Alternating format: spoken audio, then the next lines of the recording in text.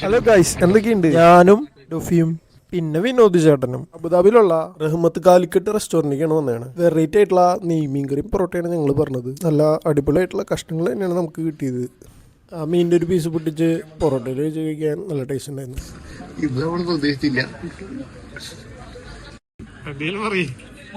ഒന്നും പറയില്ല, നല്ല കുഴമ്പിലിട്ട മീൻകറി, കേരളത്തിലെ പൊറോട്ട, പിന്നെ നല്ല കിങ് ഫിഷ് ചട്ടിയിലിട്ട കറി, എന്തോ കറി.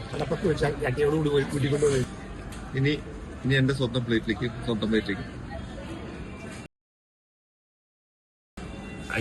അത് പൊട്ടിച്ചു കൈയോട് ഞാനും അടിപൊളില്ല. വിനോദം എന്ത് പറയുന്നതിനെ പറ്റി? വിനോദേട്ടന് നോമ്പാണോ? മച്ചനും ഒന്നും പറയില്ല കേട്ടാ. സബ്സ്ക്രൈബ് ചെയ്ത് കൂടിയ അടുത്ത വീഡിയോ കാണാം കേട്ടാ. എന്താ വെച്ചാണ് എല്ലാം നടക്കൂ.